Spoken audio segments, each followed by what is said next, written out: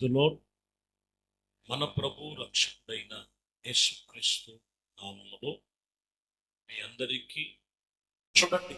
పరిశుద్ధ గ్రంథంలో మలాకీ రాసిన గ్రంథంలో పాత నిబంధన 4వ అధ్యాయం 2వ వచనం, అయితే నా నామమందు భయభక్తులు కలిగిన వారికి మీకు నీతి సూర్యుడు ఉదయించను, ఆయన రెక్కలలో ఆరోగ్యము కలుగచేయుగా మీరు బయలుదేరి క్రొవ్విన దూడవలే గంతులు వేసినట్లుగా గంతులు వేయండి.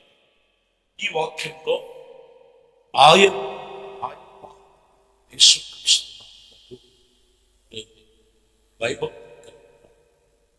ఇదిగో నీతి సూర్యుడు వారిలో ఉదయించు. ఈ వాక్యమును బట్టి గత సంవత్సరం నుంచి ప్రారంభం జనవరి నుంచి దేవుని సన్నిధిలో ఎంత భయభక్తి, ఎంత భక్తి శ్రద్ధలతో చేస్తాం. ఒకసారి జ్ఞాపకం చేసుకో. నీకు కావలసిన కార్యక్రమాలన్నీ ప్రభు సన్నిధిలో ఉన్నాయి, కానీ ప్రభుకి నువ్వు ఎంత సమయం ఇస్తున్నావు, ఎంతసేపు ఒకసారి జ్ఞాపకం చేసుకో. ఇక్కడ ఎవరైతే ఆయన నామమందు భయభక్తులు కలిగి ఉంటారో వారి మీద ఆయన వ్యక్తులు వారికి సంతోషం, సమాధానము వారి జీవితం కలుగును. పరిశుద్ధమైన దేవుని మాటల్లో రోమపత్రికలో యేసుక్రీస్తును గురించి 9వ అధ్యాయం 5వ వచనంలో మనం చదువుతాం. పితరులు వీరు వారిలో శరీరమును బట్టి క్రీస్తు వీరిలో పుట్టారు. ఈయన సర్వాధికారి అయిన దేవుడు, నిరంతరము శరీరధారిగా పుట్టెను కానీ ఈయన సర్వాధికారి అయిన దేవుడు, నిరంతరము స్తోత్రాలు. నిరంతరము దేవుడి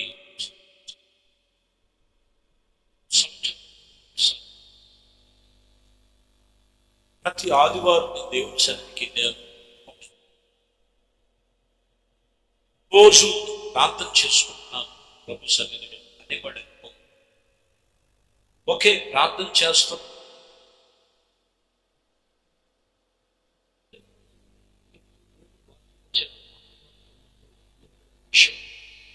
ఎంతమంది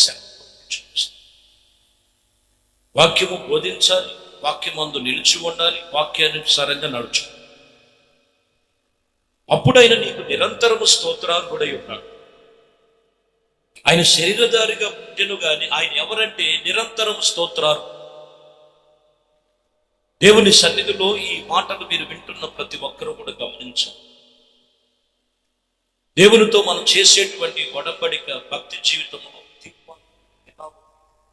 ఒకసారి ఆలోచన చేయవలసిన వారిపై 2వ పేతురు రాసినటువంటి పత్రికలో 1వ అధ్యాయం 19వ వచనం, మరియు ఇంతకంటే స్థిరమైనది ప్రవచన వాక్యం మనకు తెల్లవారి వేకువ చుక్క వలె మీ హృదయములలో ఉదయించు వరకు ఆ వాక్యము చీకటి కలిగినటువంటి చోట వెలుగుంచే దీపమై ఉన్నది. ఇక్కడ మీరు గమనిస్తే దేవుని వాక్యము ఒక వేకువ చుక్కతో పోల్చి ఆ వాక్యమును ఉదయించేటువంటి ఆ చీకటి త్వరలు తొలగించి వెలుగుమయము దీపముగా మార్చబడి. ఈరోజు సంవత్సరాది మొదలుకొని సంవత్సరాంతం వరకు దేవుడు ఎన్నో వాగ్దానాలు చేసి ఆ వాక్యాలను బట్టి ఎంతగా నీవు దేవుని సన్నిధిలో పరివర్తన చెందావు. వాక్యం వింటారు, విడిచిపెట్టేస్తారు. వాక్యం చదువుతుంటారు, వాళ్ళలో ఆ వాక్యానుసారమైనటువంటి నడబడి లేక. ఇక్కడ వాక్యం చెప్తున్న మాట, ఆ వాక్యము చీకటి చోట వెలిగించే దీపమై ఉన్నది, దాని యందు మీరు లక్ష్యం ఉంచిన ఎడల మీకు మేలు. అక్కడ నాకు మేలులు జరగాలి, నాకు మేలులు జరగాలి, నాకు మేలులు జరగాలని సంవత్సరం ఆఖరిలో కొన్ని విషయాలు ప్రార్థన చేస్తూ ఇంతకు ముందు కన్నా ఇప్పుడు కన్నా తర్వాత జీవితంలో, తర్వాత పరిస్థితులు, రాబోయే నూతన సంవత్సరంలో ఇంకా గొప్ప మేలుగా ఉండాలంటే క్యాలెండర్ మారుతుంది, కాలాలు అవే, సంవత్సరాలు మారిపోతున్నాయి, రోజులు దొరికిపోతుంది, వయసు మీద పడుతుంది. ఇక్కడ కాన్సెప్ట్ ఏంటంటే దేవుని వాక్యం నీతో చెప్తున్నప్పుడు వారి హృదయములో ఉన్నటువంటి జీవితాలు మార్చాలి. వాక్యమునకు మనము లోబడి ఉండాలి. వాక్యానుసరముగా మనం నడుచుకున్నట్లయితే, వాక్యం ఇక్కడ చెప్తున్న మాట, ఆ వాక్యమును దాని యందు మీరు లక్ష్యం ఉంచిన ఎడల మీకు మేలు.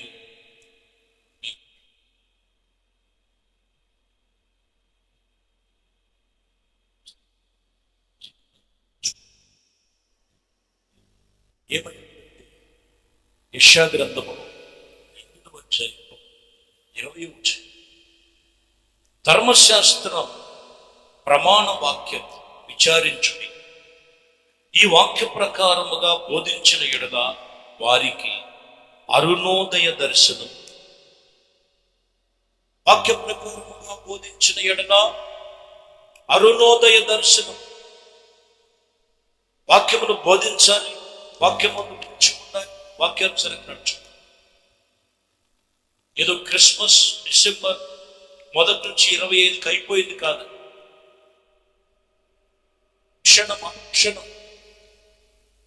నిత్యము దేవుని వాక్యమును బోధించటంలో, దేవుని వాక్యమును అనుసరించడం, వాక్యానుసరంగా జీవించే జీవితములో ఉన్నట్లయితే అదిగో వారికి ఆ అరుణోదయ దర్శనం. ఆ అరుణోదయ దర్శనం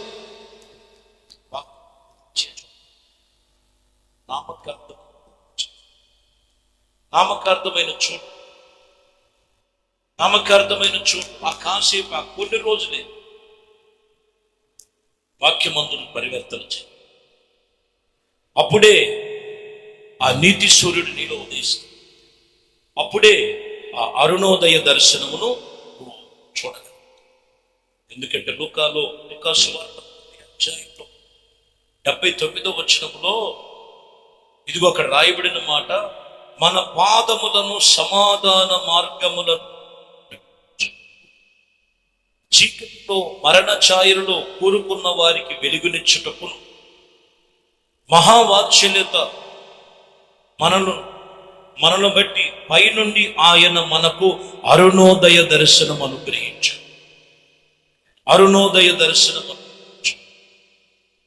యేసుక్రీస్తునందుకు వచ్చినటువంటి వారికి వారి సమాధానం అనే పాదములకు సమాధానము, చక్కని మార్గములు నడిపించి, చీకటి మరణ ఛాయను తొలగించి వెలుగునిచ్చి, మహావాత్సల్యతను బట్టి ఆ పై నుండి అప్పుడు వారి మీద అరుణోదయ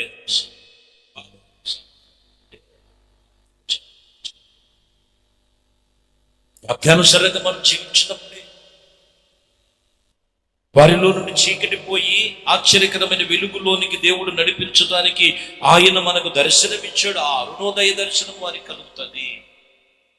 భక్తి మధ్య చెప్తుంది దేవుని బిడ్డ. యెషయాలో కూడా 9వ అధ్యాయంలో యెషయా గ్రంథం 2వ వచనములు మీరు చదివితే, చీకటిలో నడుచు జనులను గొప్ప వెలుగును చూచుచున్నారు, మరణ ఛాయలు కలిగినటువంటి దేశ నివాసుల మీద వెలుగు ప్రకాశించు. గడిచిన సంవత్సరం నుండి 2024 ప్రారంభం నుంచి ఇప్పుడు వరకు ఎక్కడ ఏ చీకటి అనే చీకటి అంటే ఏంటంటే లోకపు వ్యసనాలు, లోకపు బంధకాలు, లోకపు మరణ ఛాయలు కొంచెం ఉన్నాయి, మరణము కొంచెం, చీకటి గల దొంగవు, నాశనకరమైన గుంటలు ఉన్నాయి, పాడు చేసేటువంటి కొన్ని తెగుళ్ళు ఉన్నాయి. వాక్యం ఇక్కడ చెప్తున్నటువంటి మాట, ఆయన జనులకు గొప్ప వెలుగు చూచుటకు అటువంటి చోటు నుండి ఆయన వెలిగించడానికి దేశము మీద వెలుగు ప్రకాశించను. ఆయన వచ్చి నీతి పాప బలహీన చీకటి అంధకారపు స్థితిలో నానా విధమైనటువంటి పరిస్థితుల మధ్యలో కూరుకుపోయిన వారిని ఆశ్చర్యంగా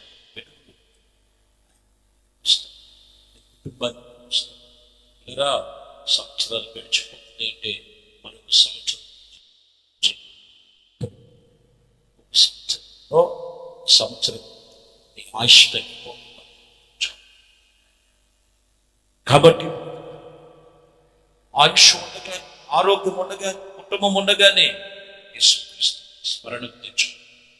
రక్షణ కలిగి వెలుగు సంబంధమైన వాక్యమును బట్టి పరిపూర్ణమైన జీవితం క్రీస్తులో జీవించగలిగితే ఈరోజు ప్రభు నీ జీవితం నీతి సూర్యుడు ఉదయిస్తాడు. ఆయన అరుణోదయ దర్శనం చేసి దేవుడి మేలు నీవు వాక్యంతో నడుచుకున్నప్పుడు ఇప్పుడు నీకు ఎల్లవేళలా మేలు దర్శించు. కార్యము నీ జీవితం నెరవేరు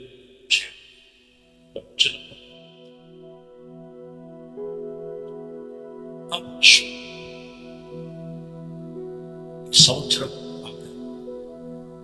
మీ కృపా వాత్సల్యతను బట్టి ఇదిగోనైనా అరుణోదయ దర్శనం అనేది ఇదిగోనైనా వారి జీవితంలో పాతగిల్లిపోయిన జీవితాలు, పాపములో కూరుకుపోయిన జీవితం, వ్యసనాల్లో కూరుకుపోయిన జీవితం, అంధకారపు చీకటి బంధకాల్లో కూరుకుపోయిన వారి ఆశ్చర్యకరమైన వెలుగుతో